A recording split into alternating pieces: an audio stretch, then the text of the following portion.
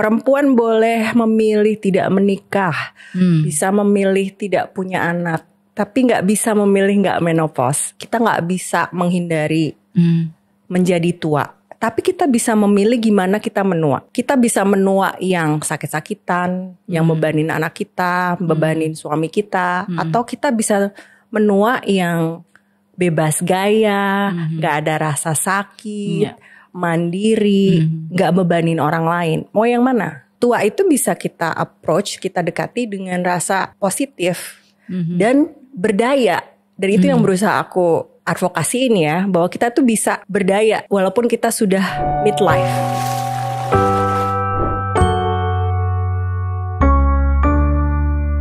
Hai semuanya, jumpa lagi di Relate Podcast bersama aku Samantha Elsenar. Dan kali ini udah ada bintang tamu yang luar biasa inspiratif. Salah satu teman terbaikku juga. Dia aktif di bidang kesehatan, aktif memberikan informasi-informasi berupa apa sih yang penting untuk kita makan, cara menjaga massa otot itu seperti apa.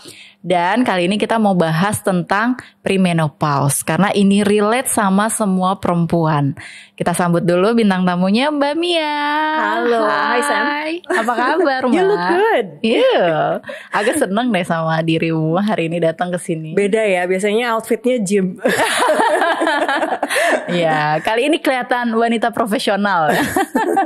Kesibukannya apa aja sekarang Mbak? Aku masih health coaching. Jadi health coaching itu kayak pertemuan one on one, kita gali kehidupan seseorang, mau dibantu di mana dari sisi kesehatan. Masih personal training juga, itu latihan kebugaran. I'm a mom, a busy mom juga. I have 2 sons. Yeah. Dan kesibukan terakhir yang bikin seneng dan juga agak-agak pusing adalah komunitas Nopause Life. I'm very excited about komunitas ini komunitas baru yang kamu bangun ya. Baru Maret kemarin pas IWD kita launching komunitas Nopause Life. So far gimana Mbak komunitas? Sambutannya luar biasa. Jadi komunitas Nopause Life itu aku bikin dengan my sister yang juga umurnya nggak jauh ya, she's 47. Terus sama satu lagi founder yang she's approaching 40 gitu ya. Dan ini komunitas untuk perempuan ngerasa kedukung pada saat perimenopause dan menopause. Mengedukasi, building awareness, tapi juga pengen jadi lingkar kekuatan buat perempuan. That even though you're going through midlife, masih bisa thriving. Benar-benar, karena ini kan topik yang sebenarnya perlu dibahas, tapi jarang ada yang bahas itu. Benar. Bahkan aku ngelihat di sosial media tuh artis-artis Hollywood perempuan yang senior udah mulai ngebahas tentang ini. Banget. Dan itu juga jadi kayak wake up call buat aku sih sebenarnya. Karena ya walaupun katanya masih jauh ya, tapi ada beberapa teman-temanku yang karena kita generasi milenial, usia 35, 36, 37 gitu, ternyata udah gak mens gitu. Artinya kan ini ada sesuatu yang sebenarnya serius banget untuk kesehatan perempuan kan Mbak? Benar, perempuan boleh memilih tidak menikah, bisa memilih tidak punya anak, tapi nggak bisa memilih nggak menopause. Semua perempuan pasti akan mengalami menopause gitu kan. Dan sebelum kita sampai ke menopause, jadi sebenarnya Sam, menopause itu cuma 1 hari. Hah? Yes, cuma 1 hari.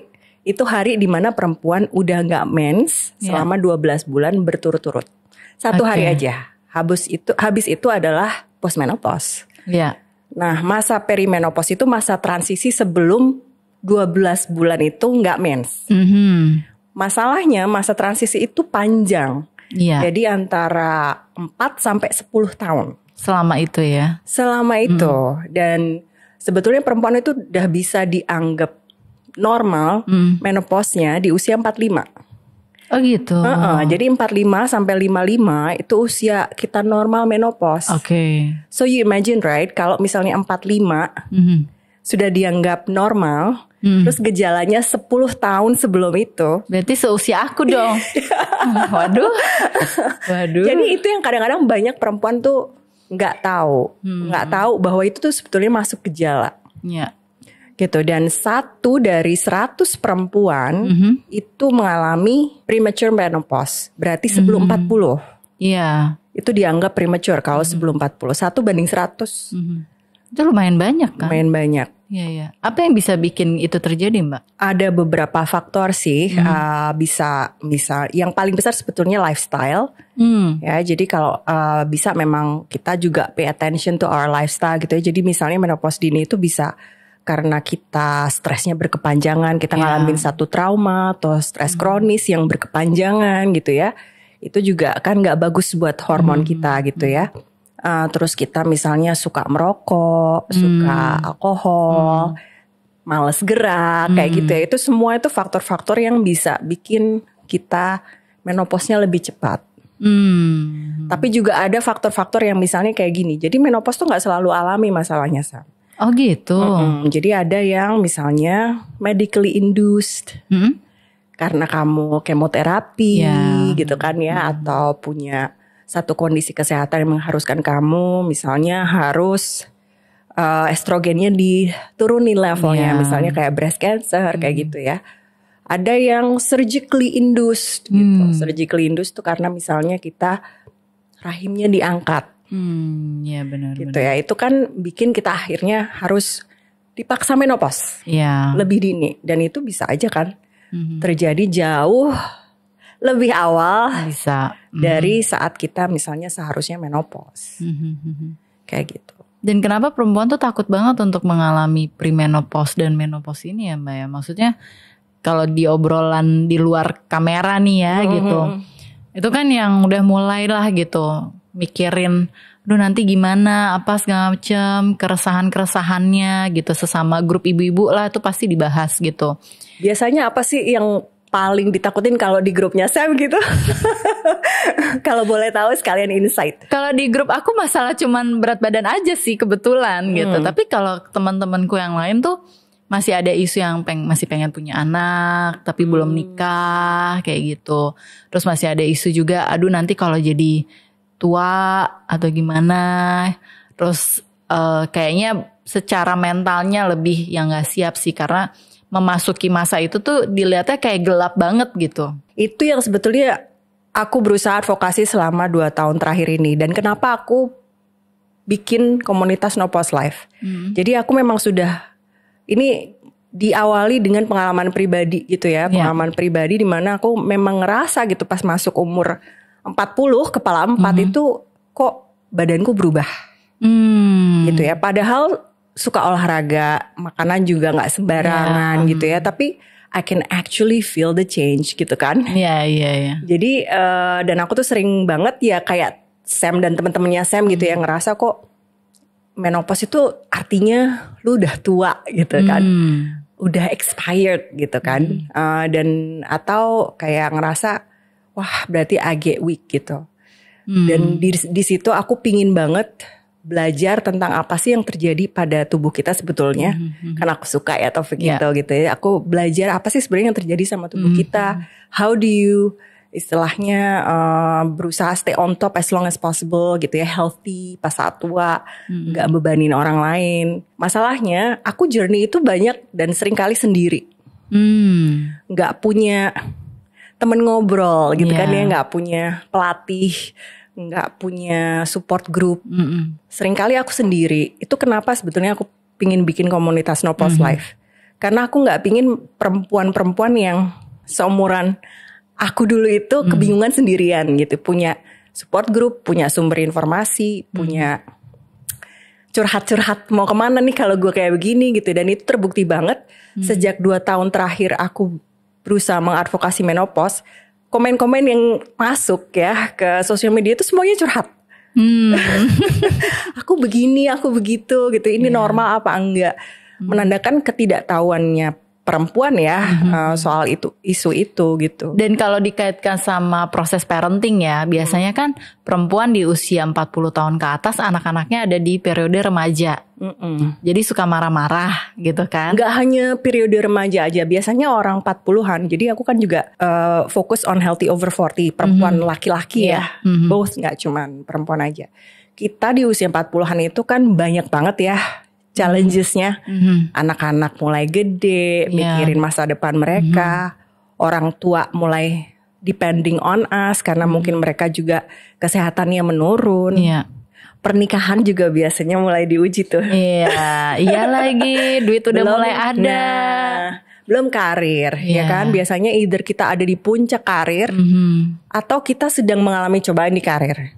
Bener. So challenges-nya itu multitude-nya tuh banyak banget, dan bikin kita tuh kayak kesehatan tuh kadang-kadang seringkali nggak prioritas lagi aja. Iya, jadi suka nyaru ya Mbak ya. Sebenarnya ini tuh termasuk gejala dari premenopause-nya atau emang stres karena kegiatan sehari-hari yang bikin mereka jadi keluarnya tuh marah-marah aja kan? Yes. Tapi ternyata setelah aku gali, secara biologis memang ada explanation-nya gitu loh. Jadi karena saat kita perimenopause, which often happens late 30s sampai 40s ya, sepanjang 40s kadang-kadang itu karena memang ada fluktuasi hormon gitu, dan hormon estrogen, progesteron itu yang paling fluktuasinya itu naik turunnya itu lumayan kayak roller coaster, dan continue to decline ya, walaupun dia fluktuatif gitu, tapi mereka berdua ini menurun. Dan itu pengaruh banget sama mood kita gitu. Jadi kita tuh sering banget ngalamin perubahan mood gara-gara dua hormon yang fluktuatif ini gitu ya. Dan kita jadinya gampang cemas, overthinking. Terus juga mungkin buat perempuan yang sering juga ngerasa tiba-tiba beda adalah libidonya. Gitu kan, tiba-tiba dia gak attracted lagi misalnya sama suaminya atau pasangannya. Dan itu kan seringkali pemicu ya.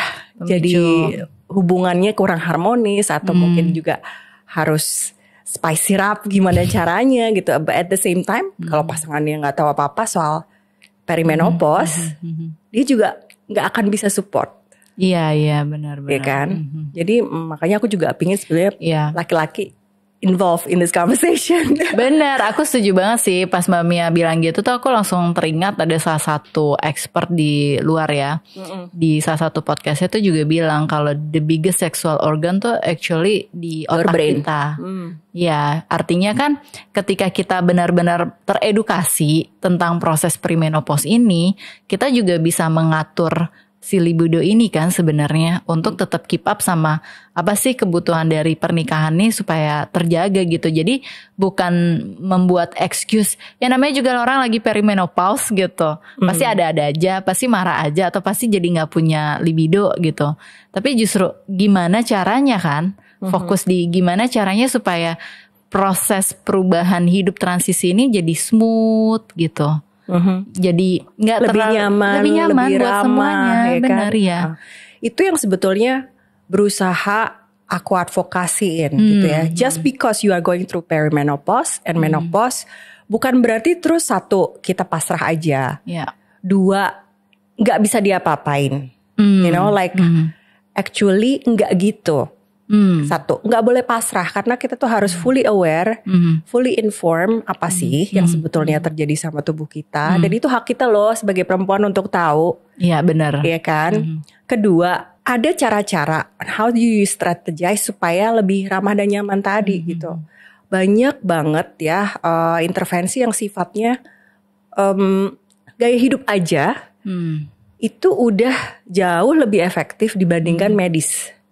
I see. Gitu ya. Kalau kita tahu caranya, kalau kita mengedukasi diri kita dengan apa yang terbaik kita lakukan di saat-saat ini, itu memang karena over training aja, kita kebanyakan olahraga aja, itu juga nggak bagus. Iya. Gitu kan. Kita makan kayak kita umur 20-an udah nggak bisa. Gitu kan. Bener lagi. Diet-diet umur 30 awal dipakai di umur 40-an nggak akan mempan. Benar. Because it's not about calories in, calories out anymore. Ya. Gitu ya. Terus ya kita sulit tidur.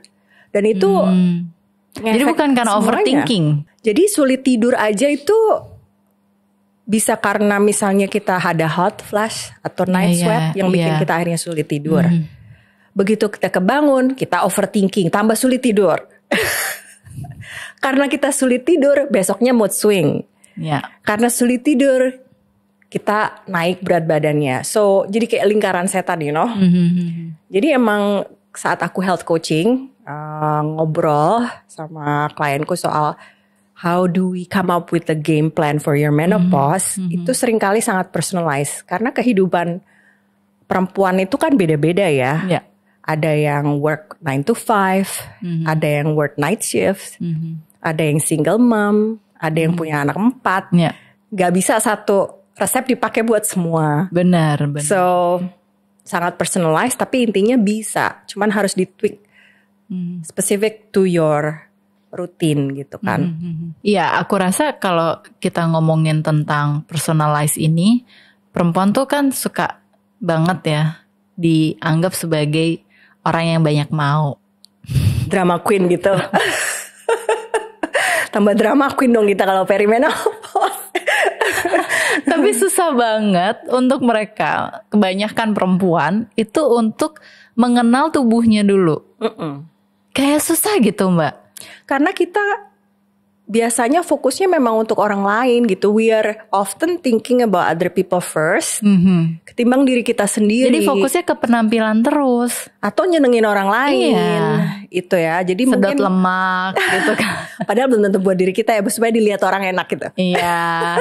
Tapi buat diri kitanya sendiri kayak sesederhana ternyata lemak tuh ada yang bisa disedot, ada yang enggak gitu, ada yang emang perlu untuk tubuh bahkan kita gitu kan. Ya itu kadang kayak fokusnya lebih ke penampilan aja, dari luar tuh pengen dilihat gimana. Sedangkan ketika udah masuk masa perimenopause, kadang kan hal-hal si gejala ini nggak bisa kita abaikan kan, karena pasti akan kita alami gitu. Dan itu susah banget untuk perempuan menerima hal itu loh. In general ya, menua itu adalah satu proses alami yang sulit untuk diterima. Yes. Iya enggak? Iya, makanya ya banyak kan? banget kan anti-aging yang fokusnya juga di penampilan aja. So kita butuh mindset shift di sini, gitu. Dan itu juga yang dilakukan saat aku health coaching. Mindset shift in a way that gini loh, aging itu kan inevitable ya. Kita nggak bisa menghindari menjadi tua. Tapi kita bisa memilih gimana kita menua. Kita bisa menua yang sakit-sakitan, yang bebanin anak kita, bebanin suami kita, atau kita bisa menua yang bebas gaya, nggak ada rasa sakit, mandiri, nggak bebanin orang lain. Mau yang mana? Tapi ya tua itu bisa kita approach, kita dekati dengan rasa positif dan berdaya. Dan itu yang berusaha aku advokasiin ya, bahwa kita tuh bisa berdaya walaupun kita sudah midlife. Dan ini tuh bukan akhir dari masa produktif kita, tapi kita justru kayak punya kekuatan baru. Dan biasanya saat kita sudah confident dengan what we can do, who we are pada saat menjelang midlife, itu malah kita jadi badass gitu loh. Karena kita akan nggak terlalu peduli sama obrolan orang lain, omongan orang lain, karena kita tahu siapa diri kita. Kita nggak perlu validasi orang lain untuk menjustifikasi, oh Sam adalah A atau B, gitu ya. Enggak, you don't need other people's validation gitu. You are confident in your own skin. You know how to live your life. You know what makes you happy. You know what upsets you gitu. Jadi kayak whatever gitu ya. Kalau kamu nggak suka ya nggak apa-apa. Suka ya ayo kita hang out gitu ya. Jadi lebih lebih nyaman kan kalau kita hidup kayak gitu. Gak tergantung sama validasi dari orang lain kayak gitu. Benar. Nah gimana kalau misalkan kayak aku nih gitu, di usia 35-36 ini mau mempersiapkan diri menuju premenopause. Karena kan tadi Mbak Mia juga bilang kan, ya harusnya disiapin dari sebelum 40. Apa yang bisa aku lakukan dan teman-teman perempuan yang seumurku yang sebelum 40 untuk mempersiapkan ini? Ini loh kenapa kita gak bisa pasrah sama menopause. Ini yang perlu perempuan tahu. Menopause itu meningkatkan berbagai risiko kesehatan buat perempuan. Pertama, penyakit jantung. Kita tuh akan jauh lebih berisiko daripada laki-laki. Diabetes itu juga akan lebih berisiko dari laki-laki. Demensia, Alzheimer itu lebih tinggi. Osteoporosis lebih tinggi daripada laki-laki. So kita gak bisa istilah cuman ya terima aja lah menopause. Gak bisa. So kalau udah tahu resiko-resikonya itu meningkat dan bahkan lebih tinggi daripada laki-laki, terus bersiap dirinya gimana kan gitu?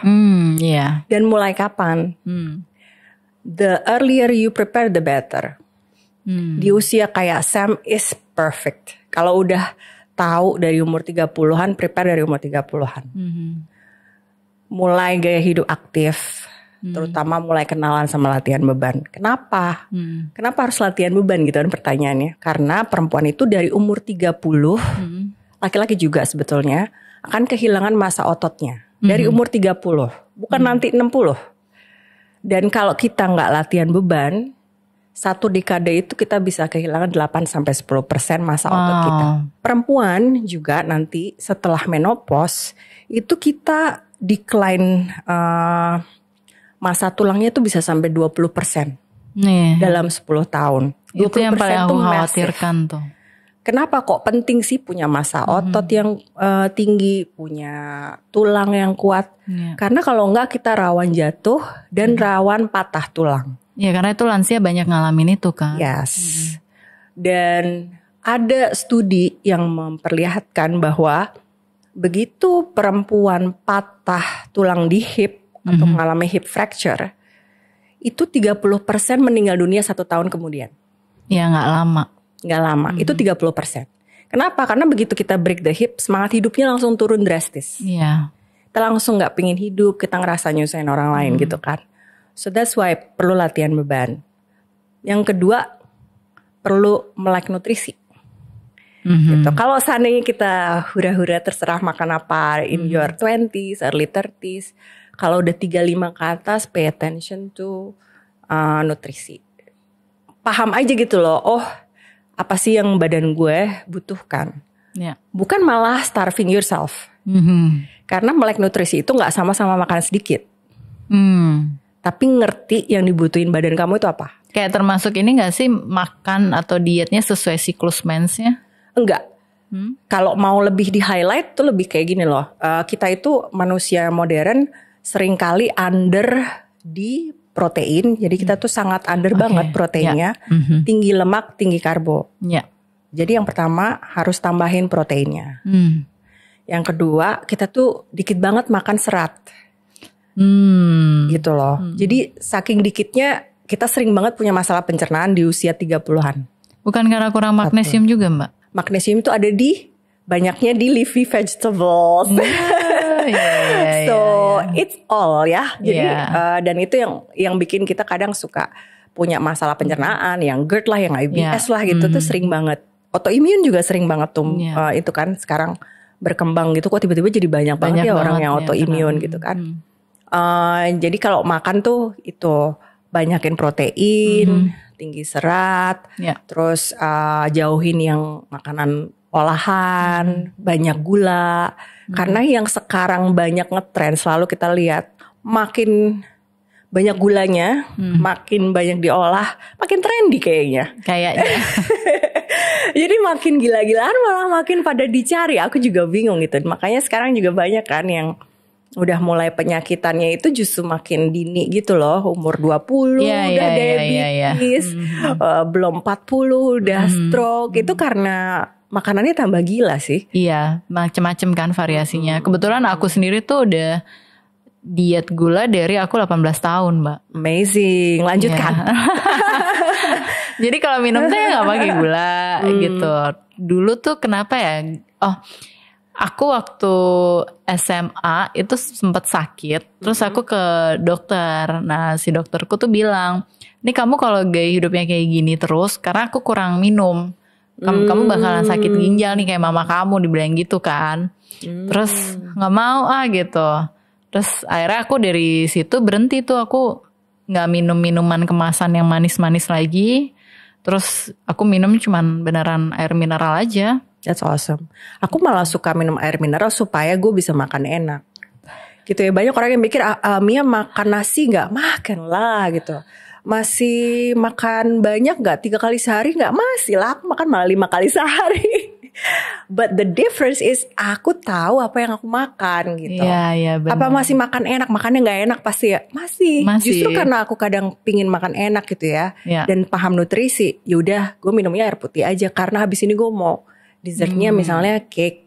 Once a while cake, ice cream is no problem. The problem is kalau setiap kali lo makan, lo makannya yang tinggi gula, olahan terus menerus, dan nggak menuhin yang dibutuhin sama tubuhmu tadi kayak serat, protein, gitu kan, lemak baik. Itu yang masalah gitu. Aku bahkan waktu anakku masih kecil gitu ya, kalau misalnya bikin makanan apa gitu, mau nugget, aku bikin sendiri loh Mbak. Oh that's good. Iya. Karena kalau kita beli itu kita nggak tahu loh itu bagian ayamnya yang bagian mana atau beneran ayam atau enggak, ya kita pasrah aja kan ya. Kamu menyuarakan pikiranku ya. Kalau kita bikin sendiri kita tahu banget kan. Actually cooking yourself is the best way to feed yourself. Tapi kita tahu lah ya, kita sekarang nggak bisa selalu begitu. Entah karena kesibukan, entah karena ada opsi juga untuk order banyak restoran Mbak. Iya, dan sekarang kan semua one click away. Iya. Kan? Itu temptation banget loh. Temptation banget. Jadi kadang I even coach people like, okay, kalau kita misalnya makan di luar, how do we choose our food? Kalau kita order online, how do we choose our food? So it's not meaning nggak boleh, tapi smart choosing. How do you choose smart? Yeah, benar. Gitu. Dan balik lagi kalau kita kaitin gitu makanan sama premenopause, harus banyak protein, harus banyak serat berarti. Takarannya sekarang Mbak, takarannya tuh sebenarnya baiknya yang ideal tuh berapa banyak perbandingan porsi ini? Imagine ya, jadi kalau untuk kita bisa hidup tanpa beraktivitas tinggi, beraktivitas fisik tinggi ya aja gitu ya, cuman sekedar ke kantor duduk di meja, itu 0,8 gram kali berat badan ideal kita untuk protein. 0,8 gram. Anggap aja 1 gram biar nggak sulit. So for example kalau kamu pingin merasa berat badan idealmu di 55 kg, anggap aja kebutuhan proteinmu adalah 55 gram protein. Itu sekali makan bukan tuh sehari. Oh sehari, oke. Itu bukan saat kamu aktif berolahraga ya. Iya. Nah, 1 telur tahu nggak berapa gram proteinnya? Tadi pagi kebetulan makan telur tapi kecil banget Mbak. Telur puyuh. Telur ayam tapi ukurannya tapi kecil. 1 telur itu cuma 6 gram. Hah? Cuma 6 gram. Oh. So you can imagine right? Iya. Padahal butuhnya 55 itu kalau kamu cuman duduk ngantor nggak ngapa-ngapain. Kalau kamu aktif kayak aku yang 4 kali seminggu latihan beban, masih ada kardio misalnya, atau orang yang 4 kali seminggu olahraga, 3 kali seminggu olahraga, itu kebutuhannya bisa 1,5 gram kali berat badan ideal. So range-nya kalau misalnya kita 55 kilogram berarti sekitar 90 gram protein. It's a lot. Iya banyak banget itu. Jadi bisa kebayang langsung berarti gue selama ini under protein. Karena gue misalnya pagi cuman toast sama egg sandwich misalnya, 1 telur di gini sama sandwich itu cuma 6 gram. Terus jatahnya 55. How do you do that? Makanya kayak misalnya kalau ngomongin yang agak tinggi, makanya kalau kita belajar protein, terus gue harus makan selusin telur ya enggak lah gitu ya. Berarti apa? Berarti harus paham protein itu ada di mana aja. Ada di ayam, ada di ikan, ada di daging, kacang-kacangan gitu kan. Jadi ya nggak terus bosenin makan selusin telur sehari juga gitu. Tapi kamu harus pinter mix and match kayak gitu kan. Makanya dengan kamu tahu aja, kamu udah kebayang kan? Oh, that means I get to eat a lot. Yes. You get to eat a lot. You don't starve yourself. Jadi kalau melek nutrisi itu bukan makannya tambah sedikit, tapi makannya cukup dan tahu persis apa yang dibutuhin. Yang suka bikin kita kayak, aku kayaknya makannya sedikit deh gitu ya. Emang makan apa gitu? Tadi pagi aku minum frappuccino sama 1 blueberry muffin. Gak usah sebut dari mana. Itu karbonya luar biasa tinggi. Iya. Dan itu bisa 800 kalori in one sitting. Iya benar. Ya, cuman 1 frappuccino sama 1 blueberry muffin itu. Sementara kalau kita mungkin makannya justru nasi, telur ceplok, ya, atau telur dadar 2, mungkin cuma 300 kalori dan lebih bergizi daripada yang tadi kombinasi yang dibilang sedikit itu. Iya, benar ya lagi. Kan? Tapi mungkin ada juga histori orang mengalami trauma kali ya Mbak. Soalnya kalau aku pribadi nih, ada masanya itu aku kayak ngapain sih makan telur pagi gitu ya. Padahal dari kecil itu papaku sudah mengajarkan aku sarapan itu telur. Padahal itu bagus loh. Udah bagus. Telur terus dengan madu gitu kan. Kadang dikasih air jahe dan lain sebagainya gitu. Pokoknya wajib tuh adalah si telur. Nah, cuman memang salahnya yang dilakukan adalah disuruh makannya telur setengah mateng. Dan seringnya 1/4 mateng, bukan setengah. Oh, and you don't like it? Ya nggak suka kan dan harus dicekokin gitu. Jadinya traumanya kan dicekokin kayaknya deh. Karena kalau nggak makan itu nggak boleh sekolah. Gitu. Jadi kayak udah ada variasi yang lain, gue makan yang lain deh gitu. Nggak mau makan si telur ini lagi. Setelah belakangan kayak belajar nutrisi lagi, belajar tentang protein. Oh ternyata yang bapak gue ajarin tuh udah yang bener gitu. Makannya tuh telur kalau pagi, bukan yang lain-lain. Akhirnya aku sekarang tiap pagi, aku udah beberapa tahun belakangan tiap pagi telur. Tergantung ukuran telurnya. Mungkin jangan telur setengah mateng lagi ya. Atau seperempat mateng ya biar gak trauma. So actually telur tuh sangat versatile kan. Bisa dimasak berbagai cara dan sesuai yang kita mau aja gitu. Bener. Dan gampang banget kan dan untuk gampang dapetin. Banget. Dan murah. Iya. Itu juga salah satu hal yang orang suka misconception adalah kalau mau makan sehat itu berarti mahal, organik. Enggak, kamu cuman harus mengerti itu yang kamu makan itu apa. Benar. Gitu. Kalau misalnya kayak gitu, aku juga nggak setuju gitu kalau makan sehat itu berarti harus organik, harus mahal. Berarti kan semua orang kalau mau sehat kayak kesannya harus punya duit gitu ya. Padahal nggak gitu. Iya. Gitu loh. Jadi understanding melek nutrisi itu penting. Gitu. Dan aku pernah baca salah satu jurnal juga. Jadi kalau misalkan kita makan telur setiap hari di pagi hari. Berjumlah 2 butir telur, itu bukan cuman meningkatkan massa otot kita, gak bikin perut kita jadi bloated, tapi juga meningkatkan kapasitas intelektual kita. Dan itu baru akan kelihatan hasilnya setelah 12-24 bulan. Kalau kita benar-benar rutin tiap hari itu terus. Itu mungkin juga studinya di based on the fact that telur adalah easy source of protein easy source ya, benar. Jadi kalau saya mau tahu protein itu fungsi utamanya, kenapa dia makronutrisi? Karena fungsi utamanya protein itu adalah untuk regenerasi sel, pemulihan di tubuh kita. Dan setiap hari kita tuh emang butuh regenerasi sel, butuh pemulihan kan. Jadi kalau mau nggak cepet sakit, mau awet muda, karena regenerasi selnya bagus. Itu justru proteinnya harus on point. Nah, gimana kalau protein powder? Protein powder membantu. Jadi protein powder itu kelebihannya apa sih? Kelebihannya adalah dia sudah diekstrak sehingga yang lu dapetin itu cuman proteinnya tok. Jadi kelemahan protein dari yang ada di makanan itu biasanya selalu juga mengandung lemak. Yang ambil aja telur, steak, ayam, ikan udah pasti juga termasuk sama lemak kan? Iya benar.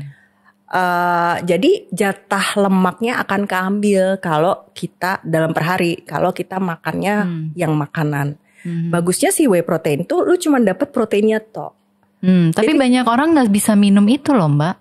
Nggak bisanya mungkin ada 2 hal ya. Nggak bisanya itu mungkin dia salah milih yang ada kandungan susunya. Oke. Sementara dia sebetulnya lactose intolerant. Jadi dia kemudian jadi mulas, itu kan buang-buang gas terus sepanjang hari. Atau kemungkinan keduanya adalah dia tidak mengkonsumsi serat yang cukup, sehingga dia kemudian jerawatan. Gitu ya, atau apalah gitu ya, susah ke belakang gitu. Jadi bukan karena proteinnya sendiri per se, tapi karena kita nggak mencukupi kebutuhan nutrisi yang lain. Jadi kalau kita mengkonsumsi high protein, kita juga make sure kita banyak serat dari sayur, buah, dari karbohidrat yang kompleks kayak nasi merah, nasi brown rice gitu ya, wheat bread, kayak gitu-gitu tuh juga harus dipenuhin. Itu yang bikin kita lancar ke belakang, nggak bikin kita jerawatan. Gitu. Jadi emang penting banget kita harus kenal diri kita. Sama mengenal nih makanan yang bisa kita konsumsi yang cocok sama profil tubuh kita juga kan. Bener. Dan gak usah takut kebanyakan protein, kecenderungannya itu justru kita kebanyakan fat sama karbohidrat. Iya. Gitu loh, bukan kebanyakan protein. Kebanyakan gula gak sih Mbak? Iya banget, sama kebanyakan lemak. Misalnya nih yang lucu adalah, oh iya gue kalau gitu abis ini makan ayam yang banyak. Tapi terus yang dipesan 1 bucket chicken deep fried.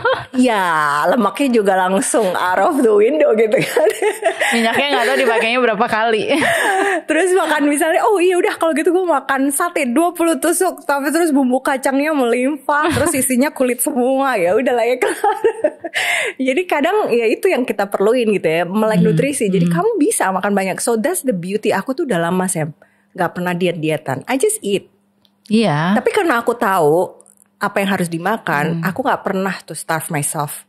I have not been on a diet for the longest time. Mungkin lebih dari 15 tahun aku gak pernah diet. Dan berat badannya maintain ya? Maintain. Dan karena ngerti, paham, itu jadinya ya makannya lebih enak aja gitu loh. Gak yang aduh nanti habis ini gimana, gak bisa. I can still have my ice cream at times, I can still have my cake at times. Gak ada istilah cheat day, because every day ada aja yang gue cheat. Iya lagi gitu. Gak ada istilah cheat day buat aku, karena hari itu bisa aja aku tiba-tiba pingin apa, ice cream. Ya gak apa-apa, karena blueberry muffin dari 5 menu yang hari itu aku makan, aku udah bagus. Jadi satu hal yang bikin aku seneng gak akan bikin aku pusing gitu loh. Coba deh, enak loh hidup gak diet itu. Dan ini selalu dibahas di komunitas kamu kan Mbak? Di komunitas dan di my female clients itu juga mulai edukasi. Karena komunitasnya masih baru, kita banyak kayak masih mengedukasi seputar menopause ya. Jadi kayak apa itu menopause, apa yang terjadi sama tubuh kamu gitu ya. Karena coba deh aku tanya Sam, kalau soal perimenopause symptoms, Sam taunya apa? Badan bisa panas, ngerasa panas walaupun suhu ruangannya dingin. Bawaannya mau marah-marah, mensnya gak teratur. Terus tidur terganggu. Fluktuasi emosinya juga ngaruh. Itu so far yang familiar ya. Benar, itu yang orang commonly tahu sebagai gejala perimenopause. Tapi ada hal-hal yang benar-benar kayak masa itu gejala gitu. Nah itu apa Mbak? For example, thinning hair. Rambutnya tiba-tiba menipis. Iya. Atau tumbuh rambut di tempat yang berbeda, yang nggak biasanya. Itu juga tinnitus. Berdengung? Iya, berdengung. Berdengung, hilang. Hilang. Ada juga yang gejalanya itu lebih sering pingin pipis. Jadi frekuensinya itu jadi banyak lebih banyak. Terus kayak gejala-gejala kayak dry everything. Apa itu? Dry eyes, dry mouth. Jadi sampai burning sensation ya. Dry di bawah sampai juga. Segitu. Iya. I see. Painful sex. Juga salah satu gejala. Tapi apakah semua perempuan terus gejalanya sama? Enggak. Jadi nggak bisa dibilang oh semua kalau perimenopause berarti semua itu ada di lo ya, enggak. Enggak. Dan saat kita memperbaiki gaya hidup kita, semua itu reduce. Iya, kayak riset gitu ya. Ada berkali-kali karena aku keep client confidentiality, I cannot mention name obviously, tapi it has so many times happen. Misalnya nih, klienku tadinya masalahnya majority adalah weight gain kan. Weight gain itu juga ya gejala perimenopause ya, karena komposisi tubuh kita itu berubah. Metabolismenya melambat. Terus dia datang ke aku, terus aku bilang, oke, perbaiki tidurnya, rutinin olahraganya, terutama latihan beban. Terus balik dong health coaching session berikutnya. Dia bilang, oh iya tidurnya lebih enak. Ya. Terus aku lebih punya energi, gak cepet capek. Nah cepet capek juga gejala. Terus tapi coach, yang aku gak sangka-sangka adalah aku sekarang have sex a lot. Oh my god. Atau dia akan bilang no more pain during sex. Setelah ini ya coaching ya. No more pain during sex. Padahal bukan itu tujuan awal kita coaching ya. Terus suamiku sekarang nengok aku, kamu kenapa sering colek-colek aku sekarang gitu ya. Jadi kayak yang terus kita jadinya malah tos karena it's a nice bonus ya from a healthy lifestyle gitu. Dia yang tiba-tiba tadinya gak punya libido atau gairah seksnya menurun, tiba-tiba punya jadi ada gairah lagi. Tiba-tiba dia yang tadinya misalnya butuh lubrikan saat doing sex gak butuh lagi. Gitu loh. Itu cuman karena apa? Karena dia rutin olahraga sama tidurnya diperbaiki. Wow, jadi sebenarnya cuma butuh 2. Yes. Jadi jangan underestimate dampak dari gaya hidup sehat ke kehidupan sehari-harimu gitu loh. Dan itu imagine ya, banyak sekali orang yang sampai HRT loh untuk bisa atau medicine lain ya gitu ya, untuk bisa misalnya nggak punya pain during sex atau punya gairah seks lagi gitu. Ini nggak pakai obat. So sebelum kita nyoba jalur ke sana, sebetulnya yang pantas lebih dicoba adalah mengubah kebiasaan hidup sehat. Benar. Jadi konklusinya harus hidupnya lebih sehat lagi. Lebih melek aja sama hidup sehat. Dan percaya deh, benefitnya tuh gak cuma sekedar lingkar pinggang mengecil, itu malah kadang lebih lama efeknya. Iya. Tapi yang lebih immediate itu energy levelnya. Benar. Tidurnya lebih enak. Benar. Itu tadi dampak-dampak yang dia nggak ngira gitu ya, sampai hubunganku jadi lebih harmonis di rumah. Itu kan save money for many things ya. Banget. Jadi itu pesan-pesannya.